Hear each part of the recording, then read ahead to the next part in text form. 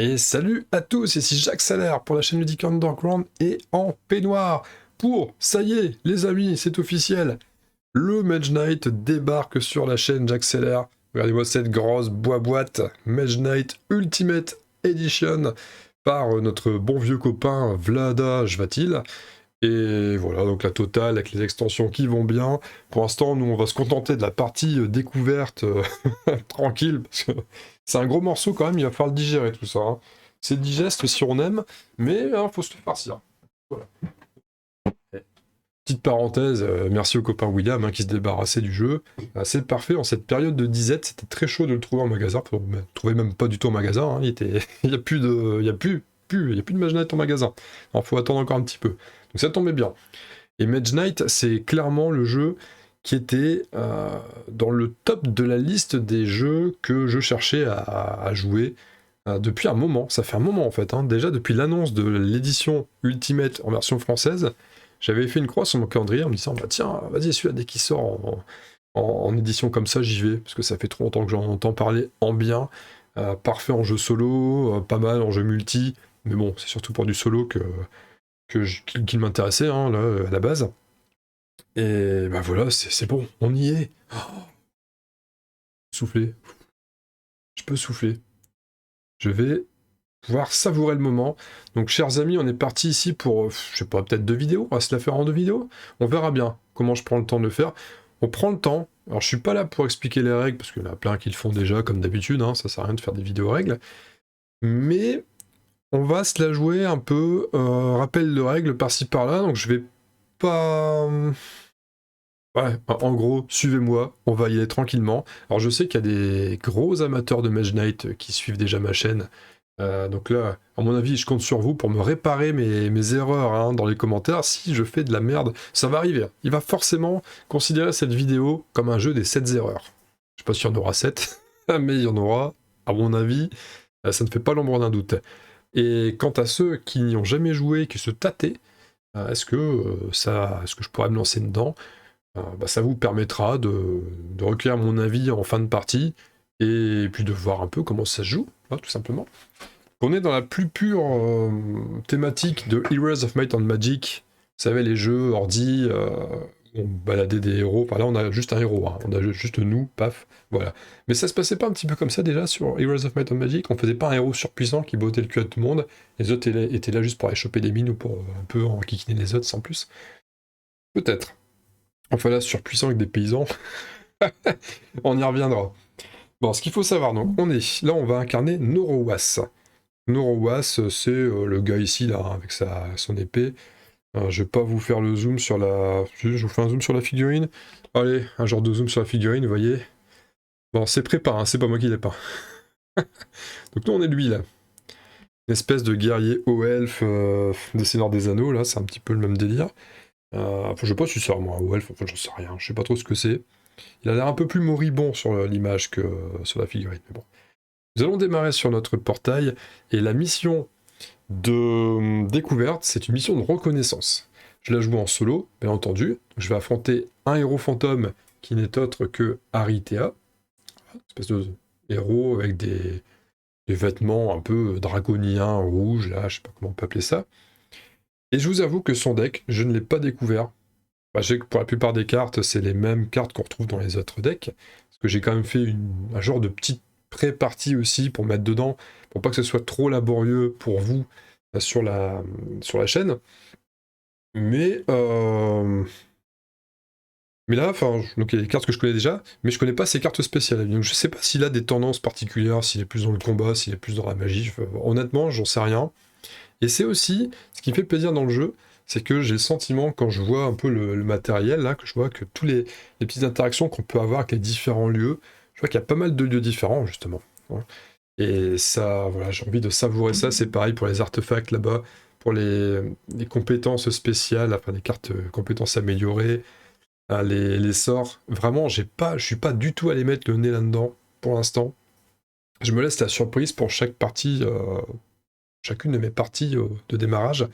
Vraiment, je veux prendre le plaisir de découvrir tout ça. Je suis pas déjà allé chercher je sais même pas si ça existe, hein, mais des articles qui parlent de tactique sur le jeu, à la méta, etc. Honnêtement, je m'en fous. Je veux jouer tranquille, je veux savourer mon expérience de Mage Knight. J'attends ce moment depuis tellement longtemps que voilà, on y va cool, on y va cool. Par quoi on commence déjà? Donc oui, le principe de base, je vous le dis quand même avant toute chose, c'est on joue autant de tours qu'on veut jusqu'à ce que les decks soient épuisés, on met fin à la manche, et une manche c'est un jour, ou une manche c'est une nuit. Donc on alterne jour, nuit, comme dirait Jacouille. Ça m'a jamais vraiment tellement fait rire cette blague dans les visiteurs, il y a tellement de trucs plus drôles que jour, nuit, mais il y a plein de monde qui a bien répété ça. Bon. Désolé hein, si vous êtes des fans de jour, nuit, qu'est-ce que c'est drôle. Bah, j'ai pas trouvé ça drôle, mais bon, voilà. À la rigueur, pourquoi pas.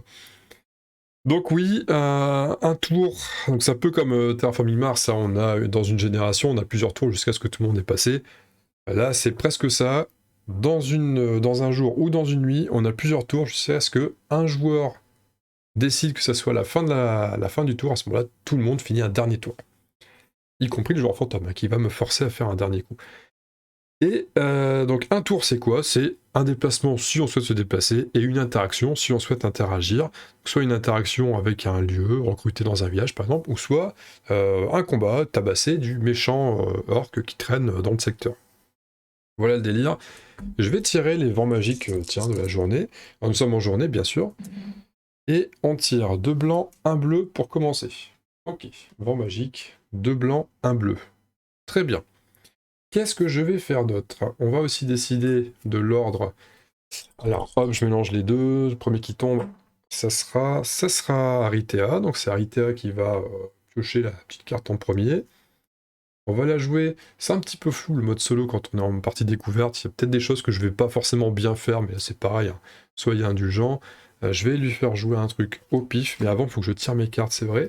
J'ai déjà préalablement tiré les 3 troupes que je peux recruter dans les villages. Enfin, dans les villages, pas tous, parce que les guerriers du thème, je peux pas les recruter dans les villages. Je vous montrerai les cartes juste après. 2, 3, 4, 5. C'est parti, voici ma main de départ. Je vais l'inspecter. Deck de 16 cartes au début, hein, il me semble. C'est pas de bêtises. 5, ça fait 10. Ah, c'est ça, 16 cartes.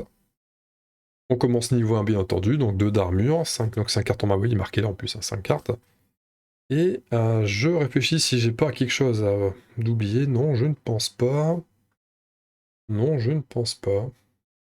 Donc on va déjà tirer aléatoirement, comme c'est Aritea qui prend en premier sa carte d'action. Vol de mana, d'accord. Bon, bien sûr, c'est le joueur fantôme, donc il ne résout pas les capacités, mais on sait déjà que le vol de mana, il disparaît du choix. Et nous, on va choisir entre les 5 de départ, sachant qu'on ne le reverra plus de la partie. Alors, j'ai pas parlé de l'objectif. Je disais que c'est une mission de reconnaissance. Le but, c'est d'arpenter la carte, qu'on va découvrir des tuiles, on va avancer petit à petit dans le plateau.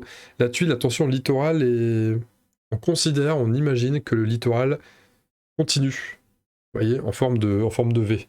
Donc là, c'est de l'eau, là, c'est de l'eau, on peut pas poser de tuile ici, ni là, puis ça va continuer comme ça. Voilà. Ce qui risque d'être le bordel d'ailleurs, hein, pour trouver de la place sur la table. Bon. Et nous devons trouver la tuile.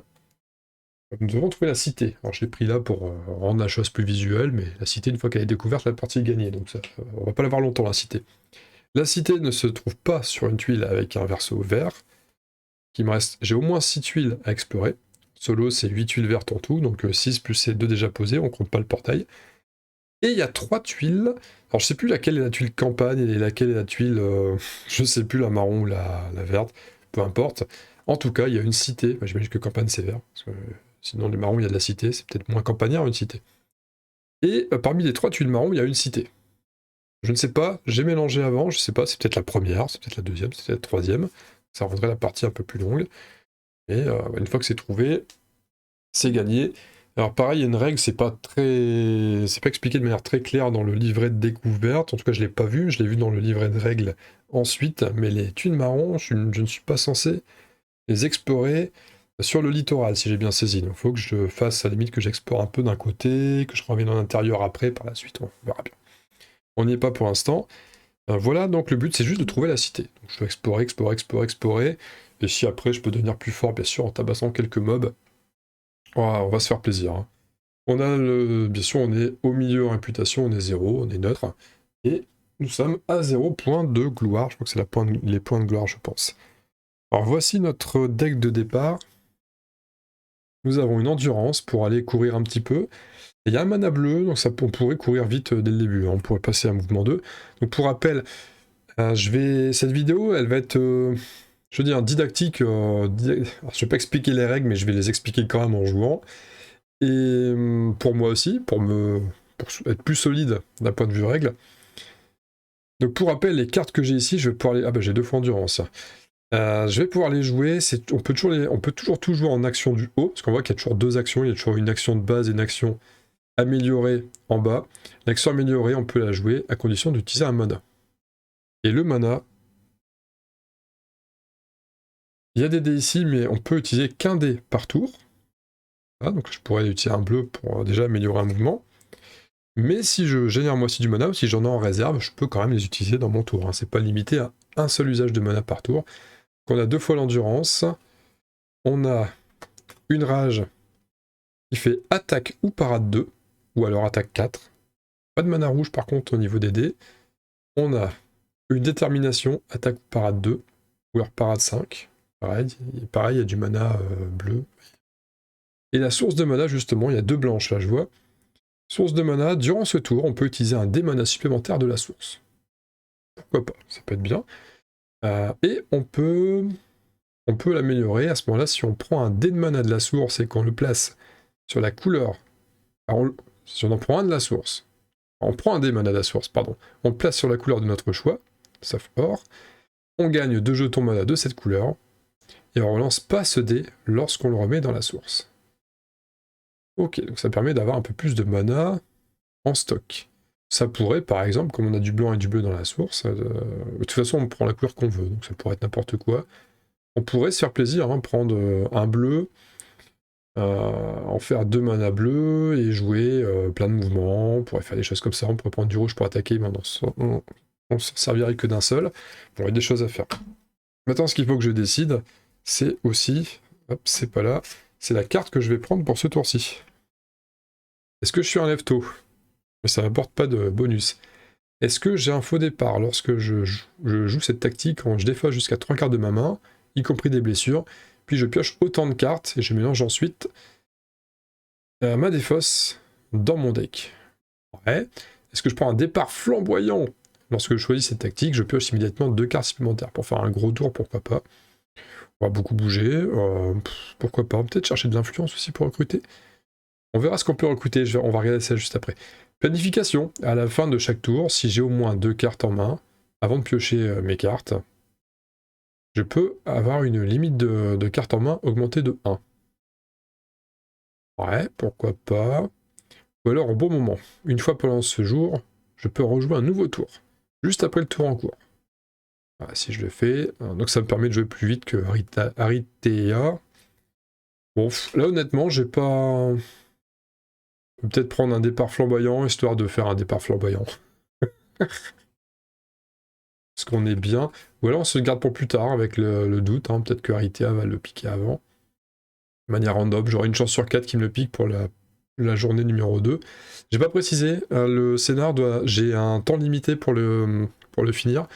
J'ai 2 jours et 2 nuits. Donc jour, nuit, en gros. À la fin de la deuxième nuit, si j'ai pas réussi à trouver la cité, je l'ai dans l'os. Bon, je dirais bien quand même de prendre un départ flamboyant. Bon, allez, on prend un départ flamboyant.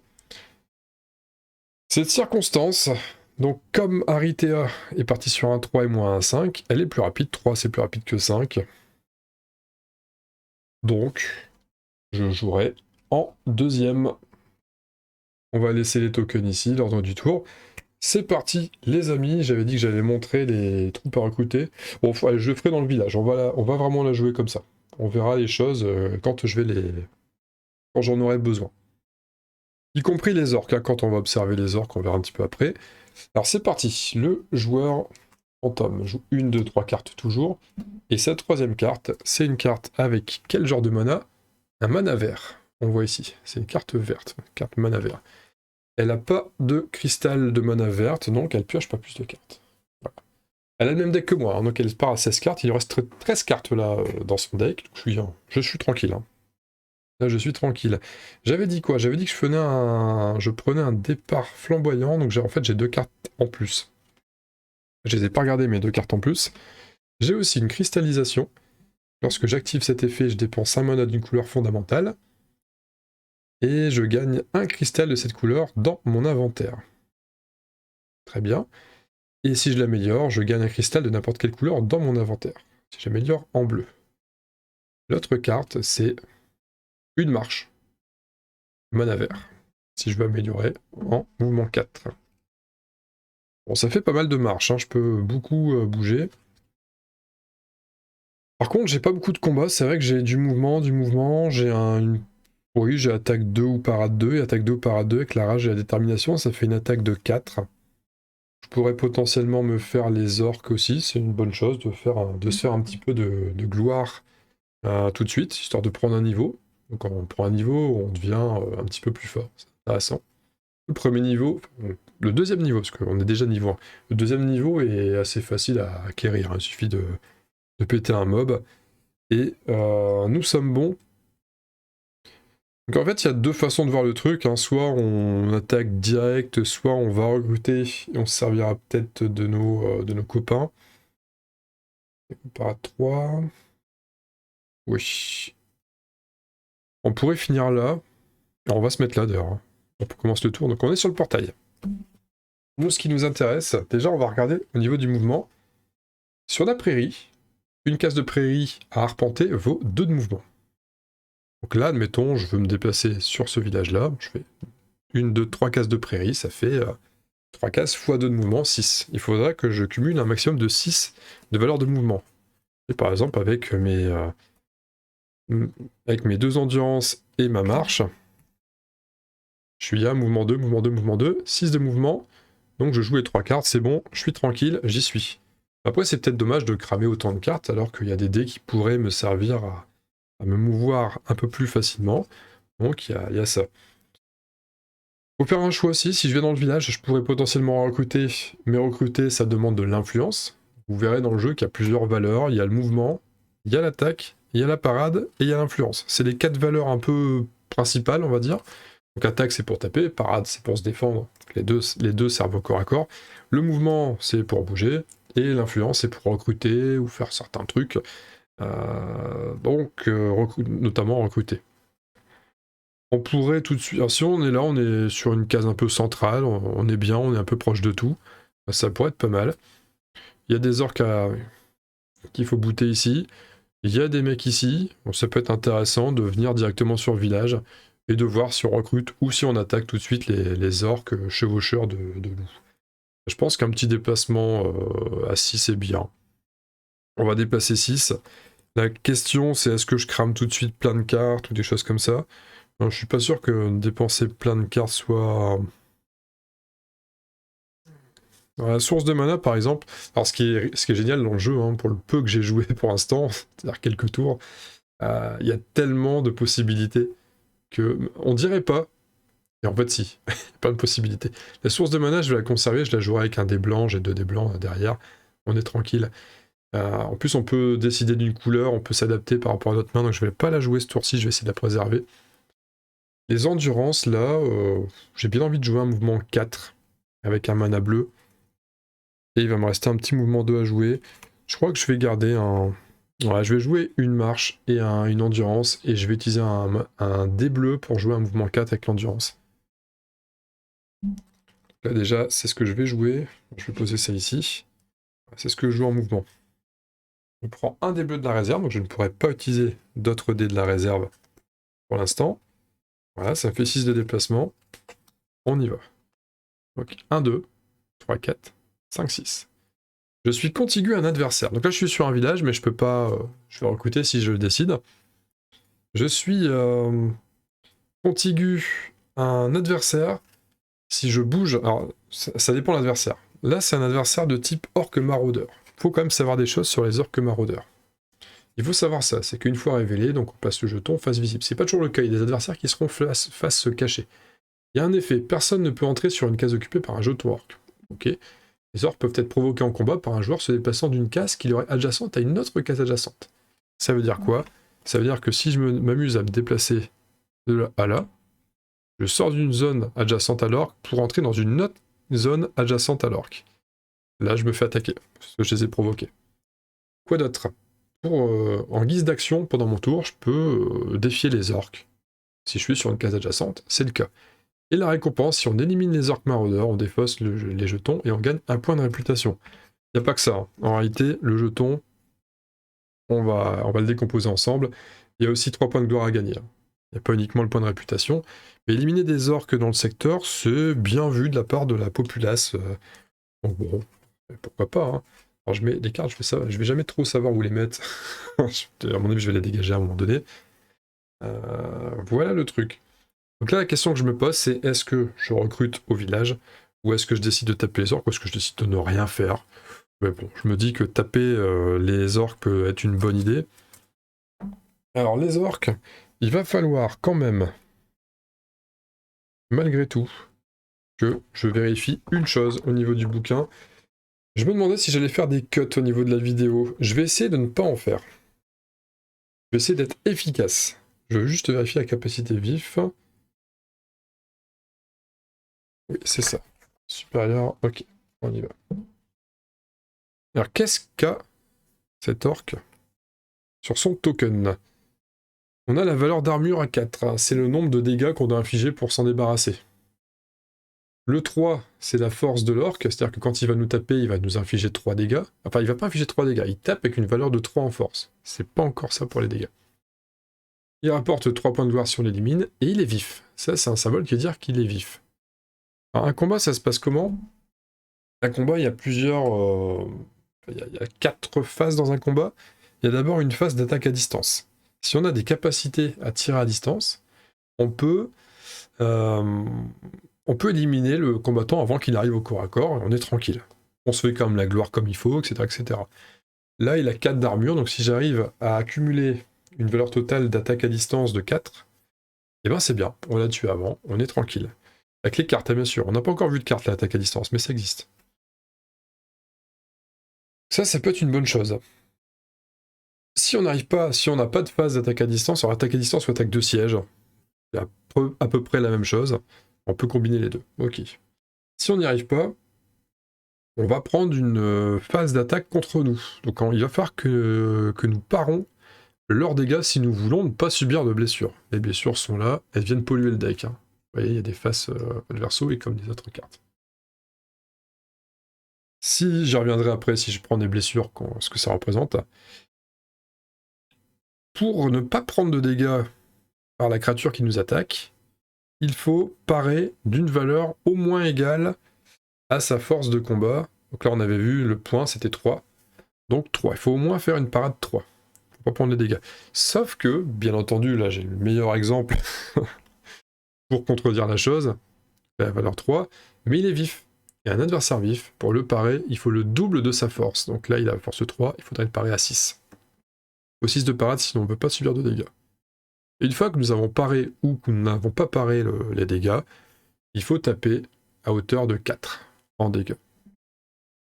Il faut parer à hauteur de 4. Donc, pourquoi pas... on peut encaisser les dégâts, puis mettre... ne pas parer, prendre des blessures, et puis après on lui met 4 en dégâts derrière. On le tue. Pourquoi pas, hein, ça peut être une possibilité. On a les dégâts, nous, hein, on a les dégâts. Par contre, la parade, c'est autre chose. La parade, c'est autre chose. J'aurais peut-être pu la jouer un petit peu différemment. Mais j'ai envie d'essayer comme ça. J'ai envie de tenter comme ça. Donc je vais provoquer l'orque. J'ai pas d'attaque à distance. Je vais le laisser me mettre des dégâts. Alors comment ça marche? On a vu qu'il avait 3 de dégâts. Nous, on a 2 d'armure. Mais de toute façon, on n'a pas fait de parade. Donc de toute façon, on va se faire blesser. Même si on avait 3 d'armure, hein, on encaisserait quand même les dégâts. Il met 3 dégâts. Donc, je prends une blessure qui vient dans ma main. Merde, je prends une. Une seule. On verra. J'en prends une. Comme il a tapé à 3 et que j'ai armure 2, le différentiel, il est de +1 pour lui. Donc, il continue à me blesser. J'en prends une, qui vient dans ma main. Hop, ça vient polluer ma main. Et il reste un différentiel. 3 de force, moins 2 d'armure. Il remet 1. Donc je reprends une blessure. Et là, par contre, avec mes 2 d'armure, 2 blessures, ça équivaut à 4 d'armure. Donc là, il tape pas plus. On est... donc voilà, là j'ai encaissé. Bon, ça pollue salement ma main, mais je voulais essayer de faire ça. Parce que j'avais pas pris de dégâts quand j'avais testé ma partie l'autre fois. Donc je vais voir à quel point c'est pénalisant. Je vis l'expérience à fond. Et je vais jouer... Maintenant, je peux taper, c'est mon tour. Je vais pas hésiter. Je vais jouer une rage et une détermination comme prévu. Je vais les jouer tous les deux en attaque 2, attaque 2. Hop. Voilà. Je joue ça dans ma zone de jeu. Et 4 pour 4. Nous détruisons l'orque. Tout va bien. Donc il part. Donc je prends 3 de gloire et je gagne plus 1 en réputation. Hop. J'augmente de 1 sur mon échelle de réputation. Et ça dégage. Je me prends 3 en gloire. Oui, c'est 3. 1, 2, 3. Hop, je vais pouvoir gagner un niveau à la fin de mon tour. Je suis content, même si j'ai pris 2 blessures. Voilà, c'est les risques du métier. Hein. C'est comme ça que ça se passe. Fin du tour pour moi. J'ai vraiment fait mon déplacement, j'ai fait une action. Le dé de mana, on le relance. Hop, ça devient un mana vert. Donc j'aurai aussi le choix d'un mana vert au prochain tour. Ça part dans ma défausse. Donc on va mettre là, tiens, pour l'instant. Et je repioche jusqu'à avoir 5 cartes, mais comme j'ai 2 blessures, alors je peux aussi décider de défausser des cartes, ça peut se faire aussi. Je défausse des cartes, et puis je dépose des cartes et je dépose des cartes. Non, je dépose des cartes pour en piocher pour arriver à 5. Les blessures restent dans ma main, je peux pas décider de les défausser pour en piocher, et là ça reste dans la main. Vous voyez à quel point ça pourrit vraiment la main. Et donc c'est tout, je vais rester comme ça. Mais par contre j'ai gagné un niveau.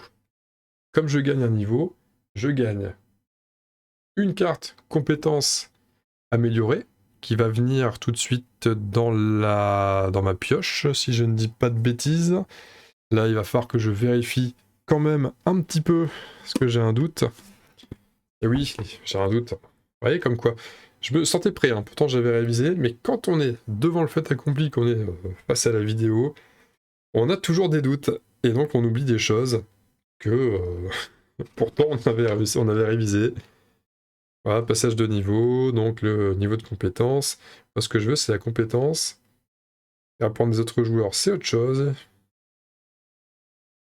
Il pioche 2 tuiles compétences, donc c'est ok. Il choisit une de ces 3 cartes. Il place sur le dessus de son deck. Voilà, c'est ça que je voulais voir. C'est le dessus de son deck. Donc d'abord, je pioche. Or, je vais remélanger pour vous montrer qu'il n'y a pas de trucage. Je vais gagner une compétence parmi ces deux-là. J'ai tiré ces compétences-là. Donc j'ai tiré ça et ça. Donc là, je vais en choisir une des deux, et ça va m'apporter un bonus. Alors je vous avoue que, au niveau des pictogrammes, j'ai du mal à traduire ce qui est écrit.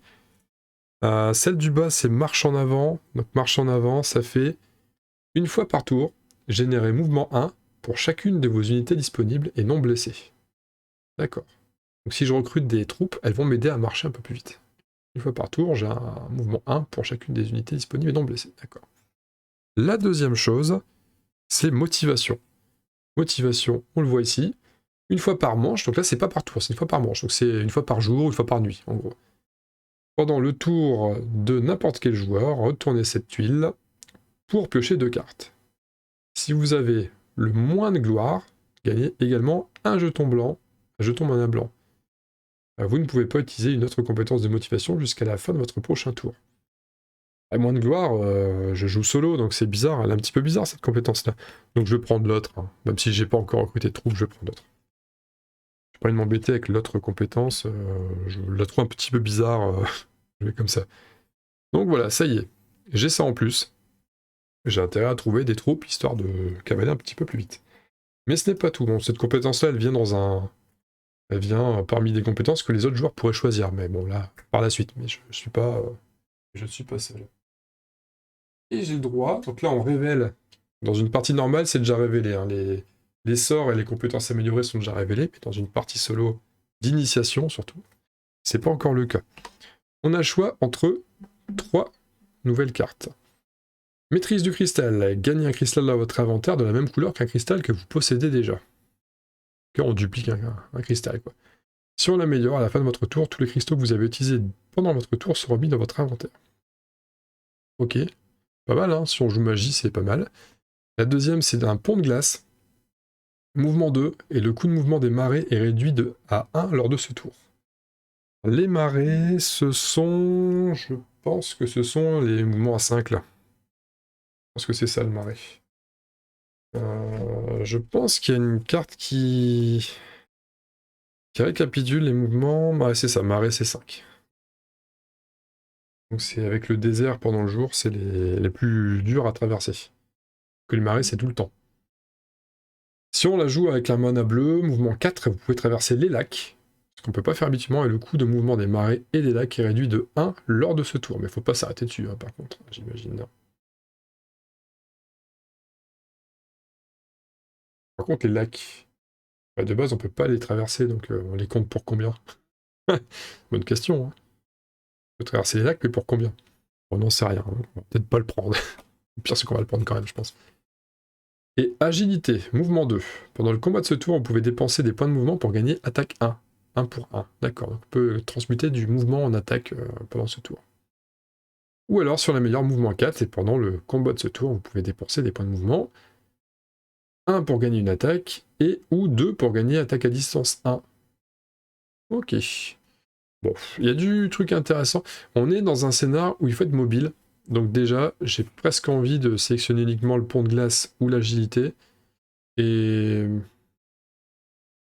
presque envie de dire que le pont de glace a un chouïa plus intéressant. On part sur le pont de glace. Donc le pont de glace rejoint mon deck. Là, mon deck est ainsi amélioré. Donc ces deux-là, l'ordre est important normalement. L'ordre de tirage est important. On va tirer d'abord le maîtrise du cristal. On va le mettre en dessous. Je crois qu'on tire immédiatement une troisième carte pour plus tard. Intimidation, mais je vais pas la présenter pour l'instant. De toute façon, on n'a pas de raison de recruter de cartes. On récupère des cartes pour le moment. On est... Bon, donc c'est bon, on a nos 5 cartes, on a fait notre amélioration. Alors quand on prend un niveau, le joueur fantôme débloque une capacité qui sera dans l'offre globale. C'est-à-dire qu'à mon prochain niveau, je pourrais prendre une pile compétence, donc mon niveau 4. Je pourrais choisir une parmi deux nouvelles, ou alors une ancienne qui a été jetée par un adversaire. Et là, ça sera cette compétence-là, qui veut dire... Qui veut dire souffrance sublimée. Une fois par tour, vous pouvez jouer une carte blessure inclinée. Elle génère plus 2 au lieu de plus 1. Comme si c'était une carte non blessure. D'accord. Et à la fin du tour, la carte blessure est placée dans votre défausse. Ok. Qu'est-ce que ça veut dire? Ça veut dire que... Donc je la mets là. Ça veut dire que... J'ai pas eu le cas de figure, mais les cartes, vous savez, des fois elles donnent plus 2 en attaque, plus 2 en parade. En fait, on peut à n'importe quel... Pour résoudre une action, on peut décider qu'une carte de notre main, on la joue inclinée pour ajouter plus 1 à la valeur de ce qu'on est en train de faire. Donc là, par exemple, cristallisation, même si ça part sur le mana, j'aurais très bien pu dire, tiens, je la joue pour un mouvement, pendant mon mouvement, ça peut se faire. Je peux le jouer uniquement en mouvement, parade, attaque et quel était le dernier déjà? Et influence. Par contre, pas attaque à distance, hein, ça marche pas. Pas d'arnaque. Pas d'arnaque la poste, s'il vous plaît. Voilà pour nous. On va jouer Aritea, donc on a fini le tour. On a fini notre, donc Aritea 1, 2. Et la troisième est une carte rouge. Manque de peau, elle a 2 mana rouges. Donc on repioche 2 cartes de plus. Une. Par contre, on regarde pas la dernière carte, il n'y a pas d'intérêt. Donc là, elle a déjà fait tourner 8 cartes sur ses 16. On est... voilà, déjà la moitié de son deck épuisé. Nous, ce qu'on pourrait faire, on a 2 blessures. Les blessures, c'est un petit peu chiant. On va essayer de les nettoyer quand même. Ça serait pas mal. On n'est pas très fort en... On pourrait aussi explorer, hein. On dirait, on est là, on peut explorer. Ça fait avancer la réputation, pas la réputation, la gloire d'explorer. On gagne, pour ce scénario uniquement, on gagne un point de gloire par tuer d'explorer. Histoire d'essayer d'aller taquiner le prochain niveau. On va essayer de soigner des blessures, parce que j'aimerais recruter dans le village Et comment on soigne des blessures. Alors on a des choses aux alentours qu'on n'a pas encore exploitées. On a la mine de cristal. Celle-là, je peux vous la faire, je m'en souviens. À la fin d'un tour, quand on finit sur une mine de cristal, on gagne un cristal de mana de la couleur qu'on voit sur la tuile. Donc ce sera un cristal de mana vert. Les cristaux de mana, c'est des manas qu'on a en réserve et puis on les utilise quand on veut, quoi. En gros, c'est ça. Enfin, je vous illustre avec un jaune, mais les jaunes ne peuvent pas être là. C'est le mauvais exemple. Pour des raisons, pareil, j'expliquerai un petit peu plus tard. On a des clairières magiques qui pourraient nous intéresser. Qu'est-ce que fait une clairière? Donc là, on en a deux à proximité. Le symbole, tant qu'on y est, le symbole épée, là, l'espèce de cimetière orc, ça veut juste dire que quand on révèle la tuile, il y a une troupe nomade orc qui est là, mais au final, une fois qu'elle est détruite, le symbole ne veut plus rien dire. La clairière magique, ça dit vapeur curative. Si vous terminez votre tour dans une clairière magique, vous pouvez détruire une carte blessure de votre main ou de votre défausse. Ce n'est pas un soin, donc cet effet ne peut pas être combiné avec d'autres effets de soin. On peut faire des soins un peu plus forts. Et l'imprégnation magique, si vous commencez votre tour dans une clairière magique, pendant le jour, gagnez un jeton mana or. Si vous commencez pendant la nuit, on gagne un jeton mana noir. Alors les jetons mana or, on les utilise pour n'importe quel mana, ça fait un peu office de joker. Par contre, les noirs, c'est pas des jokers, ça booste des sorts si j'ai bien saisi, mais j'ai pas encore eu l'occasion d'en utiliser, donc j'ai pas la certitude absolue. Faut pas oublier que j'ai 0 mouvement pour l'instant que ça. Alors faut pas oublier que j'ai... Ah non, j'ai pas de bonus. En le disant, je me suis dit merde, c'est con ce que je vais dire. Alors, pour aller dans la forêt, ça me coûte 3 de mouvement. Il y a un petit 5 à côté, on le voit pas bien, mais en gros, ça veut dire que la nuit, ça va passer à 5. Le désert, c'est 5 de mouvement, et la nuit, ça va passer à 3. Ce qui fait moins chaud dans le désert la nuit, donc c'est plus facile. Et les arbres, par contre, la nuit, c'est plus dur de les éviter. On pourrait se mettre là pour, à la limite, se soigner un petit peu. Ça va me coûter 3 de mouvement. Je pourrais faire un mouvement... Ah oui, mais j'ai pas de cristal bleu. Et là, je suis qu'à 2. Et je peux pas utiliser une blessure pour faire un +1. Bon. C'est la merde. Par contre, on peut jouer... On va faire tourner nos cartes. Donc ce qu'on va faire, on va jouer une source de mana. On va utiliser un cristal blanc de la source. On va prendre un dé mana de la source et le placer sur la couleur de notre choix. On va le passer en bleu. On va gagner donc 2 jetons mana bleus. Et on va pas relancer le dé parce qu'on va le remettre dans la source. Donc en gros, cette carte-là, on va la jouer avec un mana blanc pour faire l'effet du bas. On va prendre... Bon, ça pourrait être un autre mana vert, mais on va se garder un blanc. Jamais, je sens plus le blanc. Le vert, on va le mettre sur la couleur qu'on souhaite, c'est-à-dire le bleu. Voilà. On utilisera... Donc là, il est utilisé, en fait. Hein. Ça nous confère 2 mana bleus. Ok. Je les mets devant, parce que je peux les utiliser que ce tour-ci. Ce ne sont pas des cristaux, je ne peux pas les stocker. Et donc ce dé-là va revenir en bleu dans la réserve après. Et comme je suis à 2 cristaux bleus, ce qu'on va faire, c'est que je vais utiliser... 2 cristaux, pardon, 2 mana bleus, pas 2 cristaux. Je vais l'utiliser ici pour faire un mouvement 4. Je vais faire ça, je vais utiliser un mana bleu pour faire un mouvement 4. Et je me demande si je vais pas cramer une carte en +1. Mais c'est dommage de pas utiliser un... Parce que là, je peux prendre la couleur que je veux. Ah, j'hésite à ne pas aller sur le... Non, mais si, je vais quand même le faire. Je vais quand même le faire comme ça. Donc là, c'est pareil, je vais utiliser ça. Je vais utiliser la partie du bas pour gagner un cristal de n'importe quelle couleur dans mon inventaire. Donc je vais utiliser mon autre mana bleu pour ça. Hop. Et je vais gagner un cristal de mon choix dans mon inventaire. Alors je sais pas trop ce qui va arriver comme carte, mais j'ai presque envie de prendre un... Je vais avoir du bleu et du blanc ici, je vais peut-être prendre un vert. Alterner. Prendre un cristal vert. Je sais jamais. Le cristal, lui, c'est un mana en réserve, je l'utiliserai quand j'en aurai envie. Mon mouvement, je vais le faire jusqu'ici. Hop. Et je ne vais pas provoquer les orques, je suis un peu à poil, sinon je vais juste me faire taper pour rien. En plus, il est brutal celui-là. On va y venir un petit peu plus tard. J'utilise la clairière magique en fin de tour. Je termine mon tour dessus. Je peux détruire une carte blessure de ma main. Voilà, avec plaisir. Et c'est tout. Après, on verra au début du tour prochain ce qui va se passer. Ça se défausse. Le bleu reste un bleu. Ça, on le relance, c'est un blanc. Ça va dans la défausse. Les 2 manas ont été utilisés. Il me reste une carte en main, c'est la blessure. Je peux en piocher 4. 1, 2, 3, 4, on va découvrir après ce qu'on a. On va faire le tour de Aritea, pardon. 1, 2, et là, c'est une bleue. Pas de cristal bleu devant lui, donc il ne jouera que 3 cartes. Il en reste donc 5. 5, ça veut dire qu'il va jouer... Aritea va jouer son prochain coup. Si je tire une rouge, il n'y aura plus de cartes, il aura fini son deck. Mais il faudra encore attendre son tour prochain pour qu'il déclare la fin de tour. C'est s'il n'a plus de cartes à tirer qu'il déclare la fin de tour. On va pouvoir jouer tranquillement.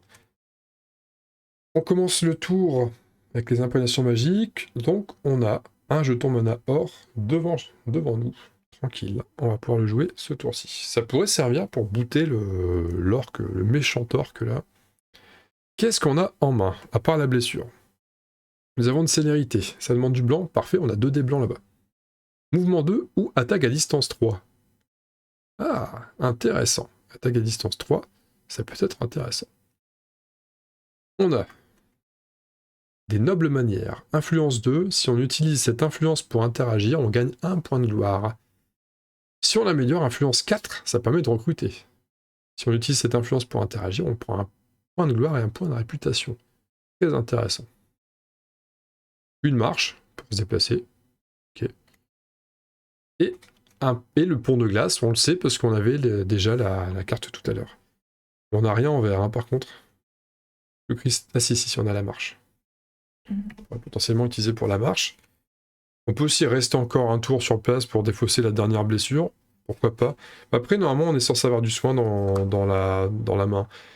On a encore 6 cartes. On est censé avoir une carte soin quelque part. J'irais bien recruter, moi. Hein. Je serais bien partant pour aller recruter finalement. Je garderai le cristal, enfin le mana.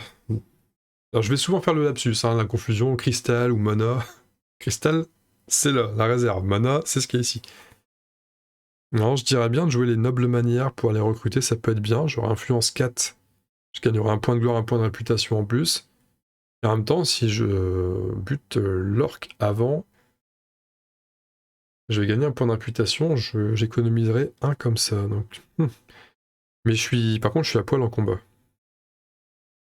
Et aller recruter, ça me fera un mouvement par tour. C'est ma capacité.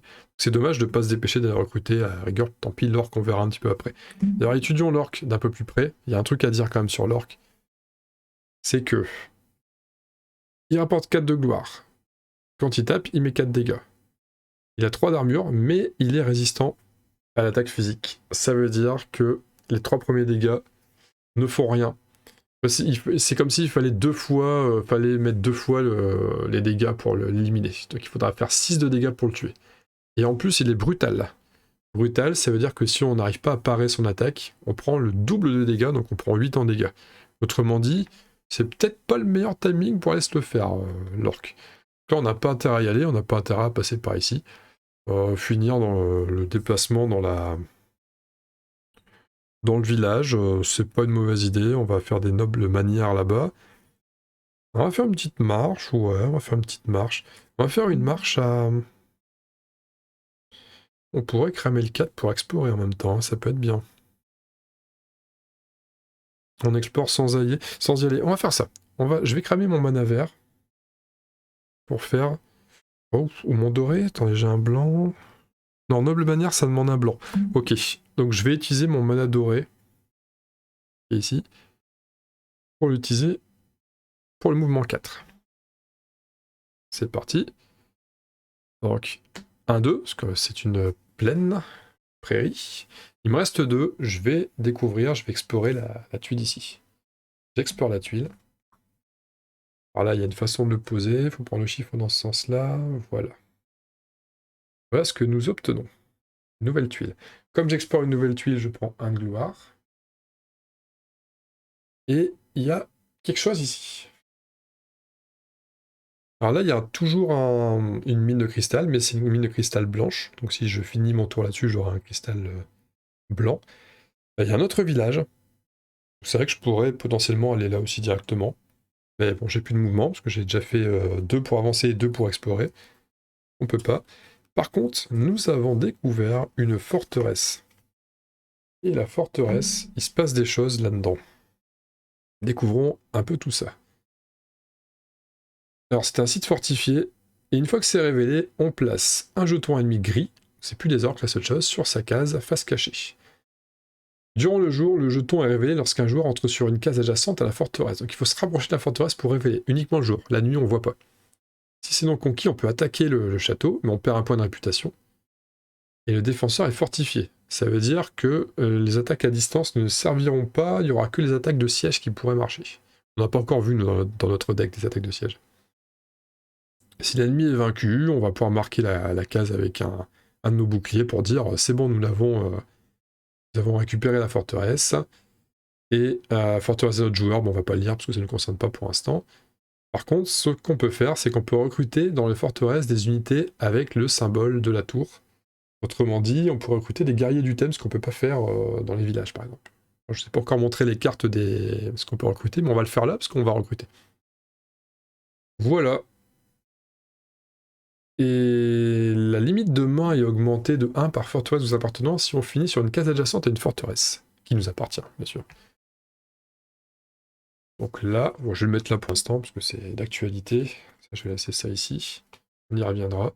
C'est vrai qu'on peut soigner aussi dans le village, j'avais pas pensé à ça. On peut soigner dans le village. Oui, j'avais complètement zappé ce truc. Alors, le jeton gris. Hop. Donc, en jour, on peut passer à côté pour découvrir ce que c'est. Nous, il nous reste quoi à faire? On est dans un village, on pourrait faire un mouvement de plus, remarquez, mais on va pas faire ça, on va économiser notre... on va gérer notre mana comme on peut. C'est un peu ça le jeu aussi. Donc on va utiliser notre action de tour pour recruter. Comment ça va marcher? On va jouer une noble manière, influence 4. Parce qu'on va utiliser un des blancs pour ce tour. On a 4 d'influence, on n'a pas d'amélioration. La réputation, on n'est pas encore assez bon pour avoir un rabais. Donc c'est pas la peine. Mais ça va suffire parce qu'on va viser les paysans, vous allez voir. Donc ce qu'on peut recruter, c'est ici. C'est ça, c'est ces 3 cartes-là. Sauf que nous sommes dans un village, et un village, c'est ce pictogramme-là, avec une petite maison. Donc là, ça on peut. Paysans on peut. Les arbalétriers du thème, nous pouvons. Les guerriers du thème, nous ne pouvons pas. Ça sera dans les forteresses, c'est ce qu'on vient de découvrir juste à côté. Donc ça, je peux déjà le reposer. Pour recruter une troupe, déjà, il faut avoir un emplacement disponible. Enfin, à la rigueur, on peut ne pas avoir d'emplacement disponible, mais il faudra renvoyer la troupe qui occupe déjà l'emplacement. On en a un, par défaut, on a un emplacement. On en gagnera d'autres quand on prendra des niveaux. Et tous les 2 niveaux, on en prend un. Donc là, le prochain niveau, on débloque un autre emplacement. Ça demande un niveau d'influence égal à la valeur en haut à gauche de la carte. Donc si je prends des paysans, il me faut 4 d'influence. Si je prends des arbalétriers du thème, il m'en faut 6. J'ai actuellement 4 avec la carte que j'utilise. Je pourrais prendre les paysans. Et après, donc il y a certains degrés de niveau. Donc les arbalétriers, c'est des troupes de niveau 2. Les paysans, c'est des troupes de niveau 1. Il y a leur valeur d'armure, parce qu'on va pouvoir décider que nos troupes encaissent les dégâts à notre place, ou avec nous, selon les cas. Et les troupes, ça fait quoi? Ça fait que une fois par manche, on peut les utiliser pour une des actions présentes sur la carte. Donc si par exemple on s'intéresse aux paysans, une fois par manche, on peut décider d'attaquer ou parer à niveau 2, une influence 2 et un mouvement 2. Là on est sur une carte où il faut explorer, donc il faut gambader, il faut bouger. Bon, je pense que les paysans c'est bien, ils risquent de servir pour le mouvement la plupart du temps. Donc influence 4, on y va. On recrute les paysans. On va remettre les arbalétriers ici. Et nous recrutons ces braves péons. Voilà. Alors ce qu'il faut savoir de plus sur les villages, parce que c'est vrai que là pour l'instant on n'a pas regardé, on peut recruter, donc c'est exactement ce qu'on vient de faire. On peut soigner 1 point de soin pour 3 points d'influence qui me permettrait de virer une blessure. On peut aussi piller. On peut piller un village pendant le tour de jeu d'un autre joueur. Le village n'est pas détruit. Et on peut piller un village qu'une seule fois entre 2 de nos tours de jeu. Si on le fait, on pioche 2 cartes, mais on perd 1 point de réputation. C'est pour piocher des cartes, en gros. Pour se faire notre main plus vite. On va pas le faire parce que nous sommes des gentils, nous on n'a pas envie d'être méchants. Et j'ai fini mon tour, donc ça va. Le blanc, on va le relancer. Ça redevient un blanc. Un bleu et 2 blancs là-bas. Ça a été joué. C'est toujours ma blessure, donc je ne piocherai que 2 cartes de plus. Qu'est-ce qui arrive dans ma main? Ça. Une autre célérité. Et une menace qui fait influence 2. Ou si c'est amélioré, influence 5, mais moins un point de réputation. Très bien. J'ai pas beaucoup en combat, hein, par contre. Il y a un truc que j'ai pas fait, par contre. J'ai pas rajouté mon point de réputation et mon point de gloire. Parce que j'ai utilisé des nobles manières améliorées. Et la réputation, ça fait que maintenant, j'ai plus 1 d'influence quand je fais une action qui demande de l'influence. Donc je pourrais techniquement aller chercher mieux que des paysans, mais on va essayer de se faire un peu d'expérience d'abord. Le problème, c'est le combat, on a du mal en combat. Et les orques, par contre, on pourrait faire de l'attaque à distance contre les orques, mais il faudrait que j'utilise les deux. Et il me faudrait 2 mana blancs pour ça. Je pourrais en utiliser qu'un seul, je pourrais pas utiliser l'autre. Ça, c'est très gênant. C'est très très gênant. Bon, enfin, en tout cas, on va faire le tour de l'adversaire. Donc l'adversaire, il fait 1, 2. J'espère que ce soit pas une rouge, on peut avoir un peu plus de temps. C'est une blanche. La blanche, il a un cristal blanc. Donc on tire une carte. Mais il en reste une, donc ça va. Donc on est sûr de jouer ce tour-ci. Il va jouer vider sa main un deuxième tour. Et il n'aura plus de cartes. Il va annoncer la fin. Un troisième tour. Donc on peut jouer encore 3 tours. On a encore pas mal de cartes. 4. Encore 4 cartes à jouer.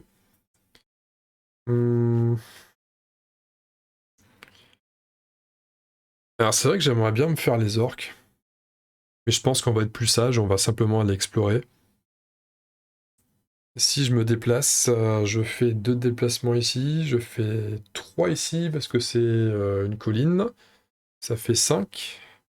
Et les 5 de mouvement, je pourrais les prendre avec les paysans ici. 2.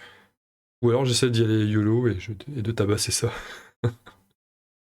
Attaque à distance ne serviront pas contre le château, donc je peux peut-être aussi simplement me déplacer vite avec les célérités. Et encore vite, pas vraiment, non, pas vraiment. C'est con parce que les orques, si seulement je pouvais réussir à générer un cristal blanc. Alors il faudrait que je vienne ici, que j'attende un tour.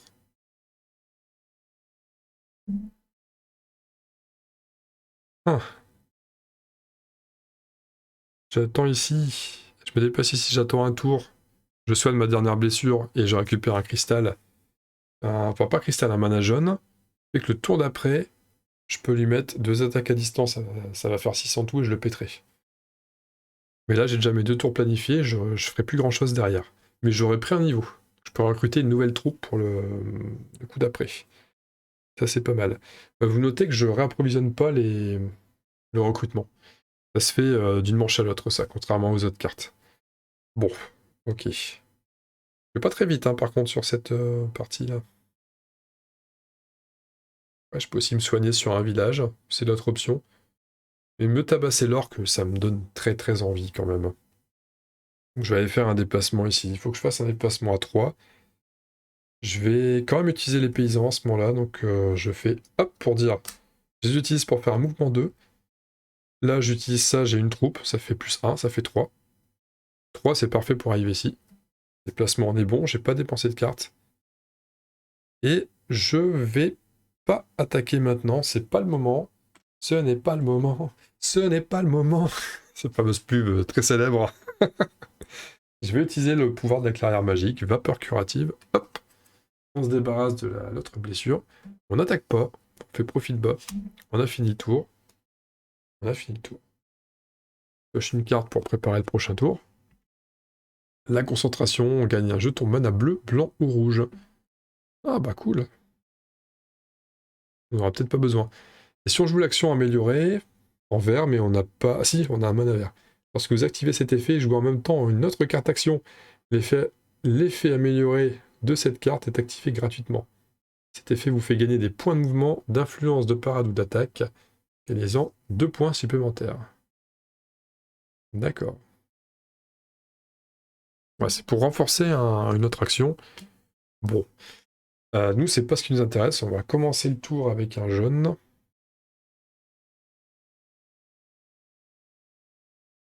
Attendez, j'ai pas fait son tour parce que je me suis déplacé. Voilà. Donc, Aritea, elle met ses dernières cartes. Donc, elle lance pas encore la fin du tour. Là, maintenant, c'est à nous de jouer. Donc, on récupère le mana jaune. On va faire... On va provoquer directement le méchant orc. On pourrait le faire en nous déplaçant, mais on va pas se déplacer maintenant, parce qu'on n'a plus trop de facultés de déplacement intéressantes. On se déplacera à fond de balle le prochain tour, je crois. On va cramer. Donc là, on le provoque. On y va. On dit action du tour, nous provoquons l'orc. Donc on va rejeter un œil sur cet orc. 3 d'armure, mais il faut péter 2 fois son armure parce qu'il est résistant en physique. Il est brutal, donc attention, on encaisse le double en attaque. Il a 4, on en tapera 8 si on n'arrive pas à parer. Et 4 points de gloire si on élimine. Ce qui pourrait être intéressant, on prendrait le niveau. Voilà. On se le fight et on va le faire à distance. On a 2 fois célérité. On a un dé blanc qu'on va utiliser. Voilà. Mana jaune d'un côté, dé blanc de l'autre. On fait une double attaque à distance, ça fait 6 de dégâts à distance, ça tombe bien, il a armure 3 avec armure résistante. On le pète. Comme on le pète, on gagne 1 de réputation. Démolir des méchants orques, c'est toujours cool. On prend 4 points de gloire. 1, 2, 3, 4. Hop, et nous avons booté les orques de cette partie de la carte. On n'a rien d'autre à faire. Ce qui est bien, c'est qu'on va recommencer avec un jaune au prochain tour. Ça bouge. On va relancer le dé pour le prochain tour, c'est un mana vert. Blanc, vert, bleu là-bas. On va prendre un niveau. La montée de niveau, on passe au niveau 3. Donc, on retourne ça. C'est-à-dire que notre limite de main reste à 5, mais nous passons avec une armure de 3. Donc ça va un petit peu plus tanky. On retourne ça. C'est-à-dire qu'on peut recruter une deuxième troupe. Intéressant. Par contre, on prend pas de carte et on prend pas d'amélioration. C'est l'un ou l'autre. Ça dépend du niveau. J'ai 2 cartes à prendre pour préparer le prochain tour. Nous piochons une autre rage, attaque ou parade 2, ou attaque 4 si c'est amélioré. Et un rajeunissement, soin 1, piochez une carte, gagnez un jeton mana vert ou rendez disponible une unité de niveau 1 ou 2. Qu'est-ce que... Donc soin, bon, on soigne une blessure. Donc soin 1, piocher une carte, gagnez un jeton mana vert, tout ça, ou alors on rend disponible une unité de niveau 1 ou 2. Si on l'améliore, on peut soin 2, piocher 2 cartes, gagner un cristal vert. Pourquoi pas. Rendre disponible, c'est simplement dire « Ok, vous pouvez rejouer les amis ». C'est simplement ça. C'est bien dans tous les cas. Entre-temps, Aritea a lancé la fin du tour, hein, parce qu'elle a plus de cartes. Là, j'enchaîne mes tours, mais Aritea a joué entre-temps. Hein. Ce qui fait que ma dernière carte, je la jouerai pas, en fait. C'est un petit peu dommage. Je sais plus ce que c'est, je pourrais regarder, est-ce qu'il me reste une carte. Donc, logiquement, si je connais le deck, je sais ce qui reste. Mais on va jouer quand même la surprise. Donc, je ne regarderai qu'après. Donc nous, ce qu'on peut faire maintenant, c'est explorer, explorer, explorer, ou alors aller recruter. Explorer, c'est intéressant. On est en phase de journée, c'est le moment d'aller dans les bois. On pourrait rendre disponible... Alors, rajeunissement, il n'y a pas d'intérêt. Là, toute carte que je ne joue pas sera défaussée dans tous les cas, donc j'ai intérêt à jouer un maximum de choses. Je vais, pour ce faire... Alors le pont de glace, on traverse les marais, etc. Bon, ça va, c'est pas intéressant pour l'instant. On va pas le jeu améliorer, on va faire un soin 1 qui ne sert pas pour l'instant. Piocher une... J'hésite quand même à libérer les... Est-ce qu'on gagne un jeton mana vert? Qu'est-ce qu'on va faire d'un mana vert derrière? Rien. On va rien faire. Ah si, on peut améliorer un mouvement pour lui donner plus de mouvement que la concentration. Ouais, d'accord. Ok. On va le jouer comme ça, que mana vert. En fait, ça revient presque au même, hein, ce que je vais faire, parce que je vais passer en mouvement 4. Donc ça change rien. Je vais améliorer ça pour le mouvement 4. Moi aussi, je vais gagner 2 de mouvement là-dessus. Donc on va faire ça. Je vais gagner que 1 d'ailleurs, parce que si je désactive eux, enfin si je les rends disponibles, je reprends plus 1. Alors que là, quand ils sont pas disponibles, j'ai pas le 1. Enfin, je vais vraiment gagner que 1, mais je vais piocher une carte. Donc avec la carte, je pourrais peut-être faire mieux quand même. Voilà, donc je fais ça. Je fais action du haut soin 1, je l'ignore, j'ai pas de soin à prodiguer. Piocher une carte, gagner un jeton mana vert. C'est parti, donc ça c'est joué. On gagne un jeton mana vert. On pioche la carte, donc ça c'est ce que je joue maintenant. On pioche la carte, il me restait quoi? Il me restait l'improvisation. Défausser une autre carte de votre main pour générer mouvement 3, influence 3, attaque 3 ou pas 3. Et on peut défausser notre carte de notre main pour générer 5 en ce qu'on veut si on crame un mana rouge. Ouais, bon sens de l'improvisation.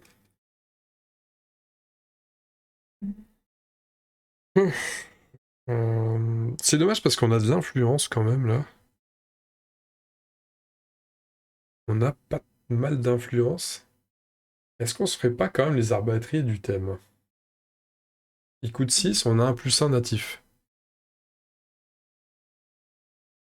Mon natif veut rien dire dans la phrase. C'est-à-dire qu'il faut que 5 en influence. Là, soit on prend la menace, on l'améliore, mais on perd un point de réputation, c'est dommage. Non, on peut prendre 5, on recrute tout de suite. Ça peut être une autre piste de recruter. Mais ça m'embête de recruter pour pas me déplacer. Parce on veut se déplacer. Donc on va jouer ça en déplacement amélioré. La concentration va servir en ce sens.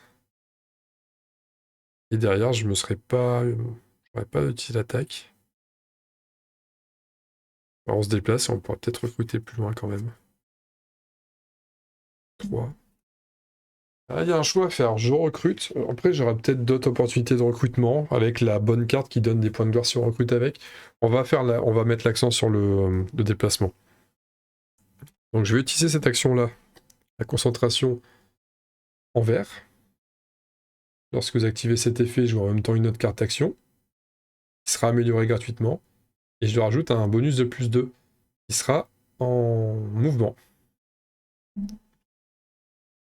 Donc ça, j'utilise le mana vert. Et l'autre carte que je joue en action améliorée, du coup, c'est celle-ci, c'est Pont de glace. Mouvement 4. Marée et lac réduit de 1. Bon, le lac, on sait toujours pas quel mouvement ça a, parce que logiquement, le lac, on n'est pas censé passer à travers. Mais c'est pas grave. Et 4. Et du fait de la concentration, on passe à 6. Donc on a un mouvement 6 là actuellement. C'est plutôt sympa.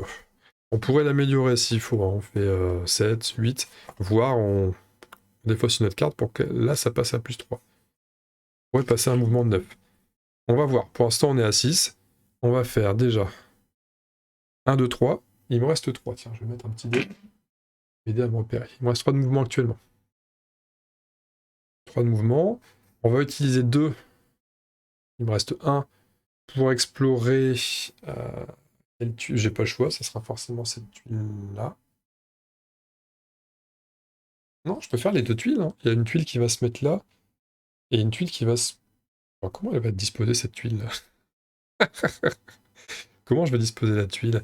Le littoral est comme ça. J'aurais pas placé comme un teubé mes tuiles, pardon, c'est bon, ça passe. Bon, on exporte devant, hein, c'est tout. On exporte devant, on fait apparaître ça, donc le 4. Voilà, ça s'emboîte comme ça. Ouais, c'est ça. Là, le littoral, il est comme ça. Je peux pas explorer là, je ne pense pas. Non, ça fait bizarre. Non, si, je pourrais explorer là. Ça fait quoi? Ça fait une tuile comme ça? Non, je dépasse de la zone, hein, je peux pas. Non, non, je peux pas. Et là, nous faisons apparaître un nouveau type de terrain. C'est la partie d'initiation est spécialement prévue pour ça. Ça arrive dans l'ordre prévu, hein. C'est-à-dire que là, nous dévoilons une tour de mage. Une fois révélé, un jeton ennemi violet sur sa case. Alors c'est un site fortifié aussi. C'est un petit peu le même délire que la forteresse, si ce n'est que c'est pas exactement le même type d'adversaire. Ça peut être assailli, on perd un point de réputation aussi. On peut mettre un bouclier et on gagne un sort. Quand on récupère la tour de mage, on gagne un sort. Voilà. Et si on a réussi à conquérir la tour de mage, on peut recruter des sorts, des unités avec l'icône tour de mage, parce que c'est vrai qu'il y a aussi ces pictogrammes-là, mais on peut aussi acheter des sorts pour 7 points d'influence plus un monnaie de la couleur du sort. Parce que les sorts, il y a aussi des... Il y a aussi des couleurs pour les sorts. Je sais plus si je les révèle maintenant ou pas. On va le faire. On va le faire. Bon, on se laisse la surprise quand on va...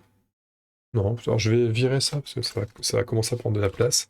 On consultera si besoin. Ouais, on révélera les sorts si jamais on conquérit la conquiert, commander le conquiert, la tour de mage.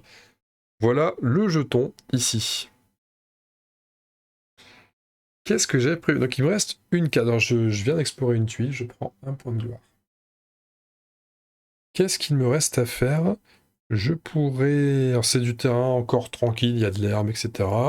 On a déjà révélé 2 tuiles, donc on a encore 4 tuiles vertes à révéler avant de sortir les marrons.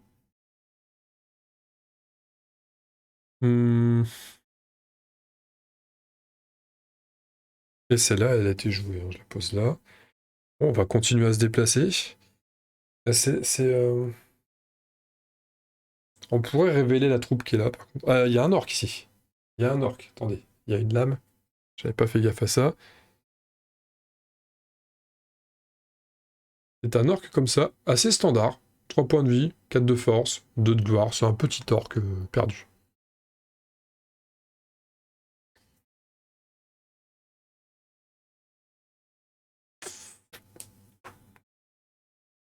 Ouais.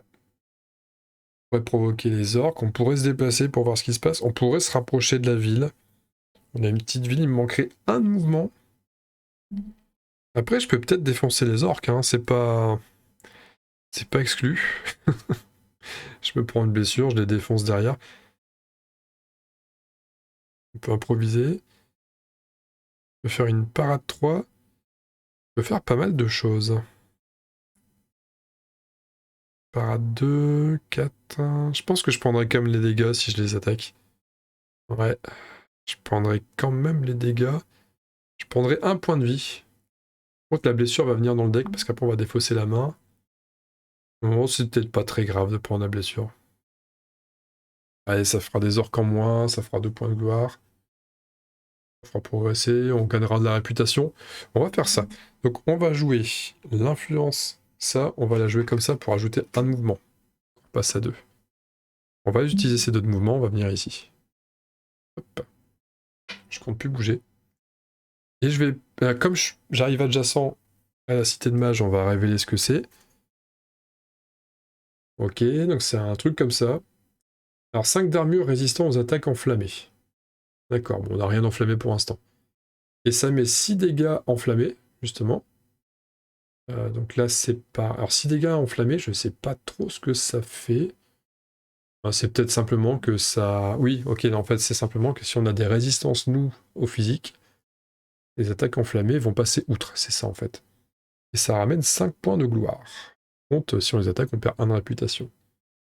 Bon, c'est prenable, hein. C'est fortifié, par contre, donc on va devoir encaisser 6 dégâts quand même, hein. C'est quand même 6 dégâts. Ah, faut voir. Par contre, eux, on les provoque pas, hein. Genre, ils sont pas... Si on peut passer à côté tranquillement. On va se faire les orques, c'est parti. Les orques. On va pas faire de parade. On encaisse.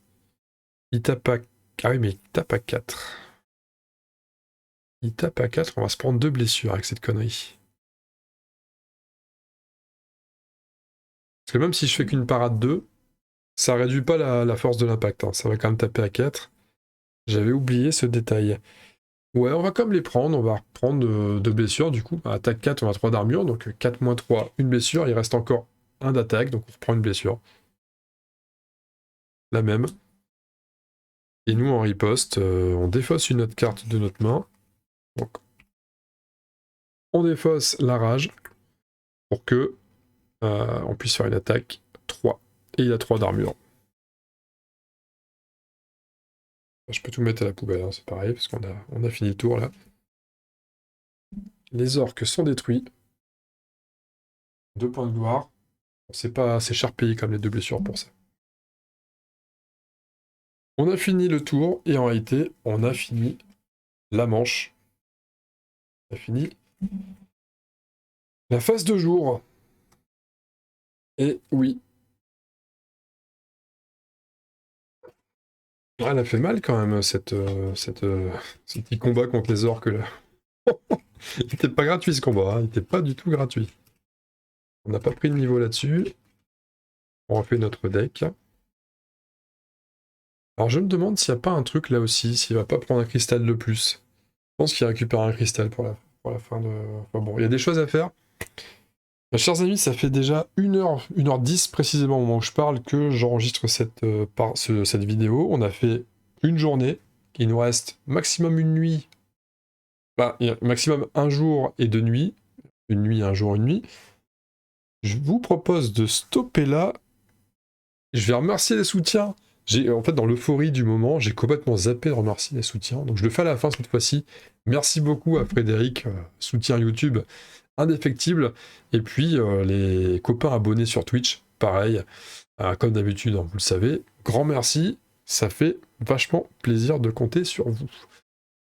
Et donc nous, on se retrouve pour la suite du scénario bientôt. Bientôt. Donc ce scénario, vu comment c'est parti, je le sens en 3 parties cette vidéo, là, je la sens bien. Pas possible qu'on la joue en 3 parties. Je vais installer le setup pour la phase nuit, je vous expliquerai ce qui a changé, ce qui n'a pas changé, il faut que je révise une règle juste avant. Allez. Des gros bisous à vous, à très bientôt, à très vite, salut.